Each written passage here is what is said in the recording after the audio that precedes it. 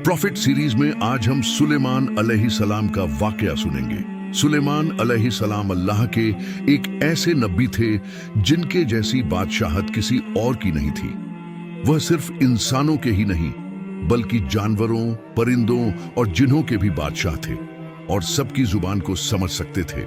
सुलेमान अलैहिस्सलाम को हवा पर भी इख्तियार था और वह कुछ ही सेकंडों में इधर से उधर आ जा सकते थे। अगर आपको प्रॉफिट सीरीज में इंटरेस्ट है तो प्लीज मेरे चैनल को सब्सक्राइब कर लीजिए।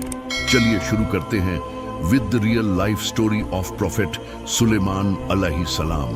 सुलेमान ऐस का राज्य, दुआ और चमत्कार। कुरान में कई जगह अल्लाह ने सुलेमान अलैहिस्सलाम का जिक्र किया है। सुलेमान अलैहिस्सलाम दाऊद अलैहिस्सलाम के बेटे थे।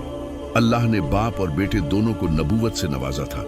सुलेमान अलैहिस्सलाम को अल्लाह ने एक ऐसा बादशाह बनाया कि आज तक सारी दुनिया में ऐसी बादशाहत और किसी के पास नहीं, क्योंकि खुद सुलेमान अलैहिस्सलाम ने अल्लाह से यह दुआ की थी, ऐ अल्लाह मुझे ऐसी बादशाहत अता फरमा जो मेरे बाद किसी और के शाया निशान ना हो। फिर अल्लाह ने हवा को सुलेमान अलैहिस्सलाम के कंट्रोल में दे दिया। जहां चाहते हवा उन्हें नरमी से पहुंचा देती।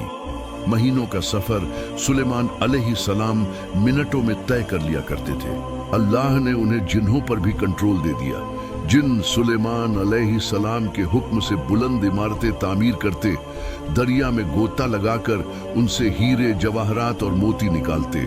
जो जिन आपकी बात न मानते थे या शरारत करते थे, उन्हें आप जंजीरों में जकड़ कर कैद कर देते थे। सुलेमान अलैहिस्सलाम की एक सिफत यह थी कि वह जानवर और परिंदों की बोली समझ सकते थे।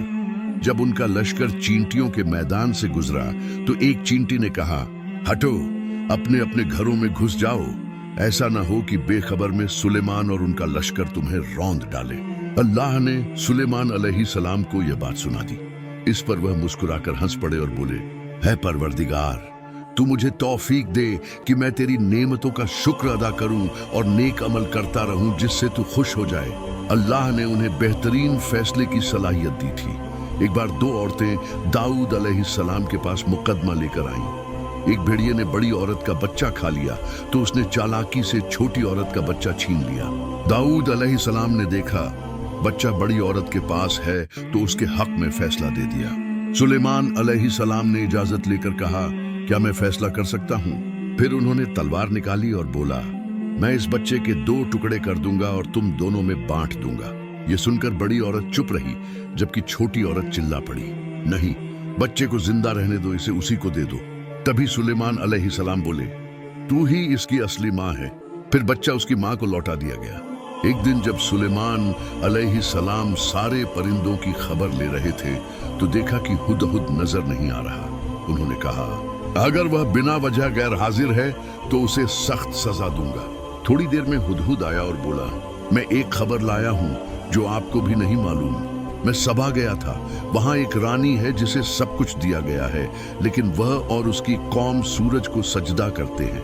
यह सुनकर सुलेमान अलैहिस्सलाम ने हुदहुद को एक खत दिया और कहा, यह खत उन्हें दे दो और वापस आकर बताना कि उनका जवाब क्या है। खत पढ़कर रानी बिल्किस ने कहा, खत सुलेमान की तरफ से है। इसमें लिखा है, सरकश मत बनो और मुसलमान होकर मेरे पास आ जाओ। सलाहकारों ने कहा, हम ताकतवर हैं, लड़ सकते हैं, लेकिन फैसला आपका है।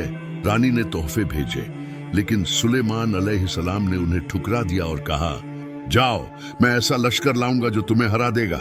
डरकर रानी बिल्किस ने इस्लाम कबूल करने का पैगाम भेजा। सुलेमान अलैहिस्सलाम ने दरबारियों से पूछा, कौन है जो उसके आने से पहले उसका तख्त मेरे पास लाए? एक जिन बोला, मैं मजलिस खत्म होने से पहले ले आऊंगा। लेकिन एक शख्स बोला जिसके पास किताब का इल्म था, मैं पलक झपकने से पहले ले आऊंगा, और उसने तख्त ला दिया। रानी जब आई तो उसने तख्त देखकर कहा, यह तो मेरा ही लगता है। फिर सुलेमान अलैहिस्सलाम ने उसे शीशे का महल दिखाया। रानी ने पानी समझकर अपना कपड़ा ऊपर किया, लेकिन यह शीशे का फर्श था। वह समझ गई कि यह सब अल्लाह का करिश्मा है और ईमान ले आई। सुलेमान अलैहिस्सलाम ने मस्जिदुल अक्सा और हैकल सुलेमानी तामीर करवाया। रसूलुल्लाह ने फरमाया, मस्जिदुल हरम में एक नमाज हट 1 लाख नमाज। आपकी उम्र 150 साल थी। एक दिन आप लाठी के सहारे खड़े होकर जिन्हों की निगरानी कर रहे थे, वहीं आपकी रूह कब्ज हो गई। जिन्न 2 साल तक काम करते रहे, समझते रहे कि आप जिंदा हैं। आखिरकार लाठी दीमक से खोखली होकर टूट गई और आप गिर पड़े। तब सबको पता चला कि जिन्नात को गैब का इल्म नहीं।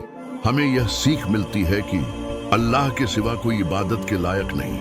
हर नेमत पर शुक्र अदा करना चाहिए।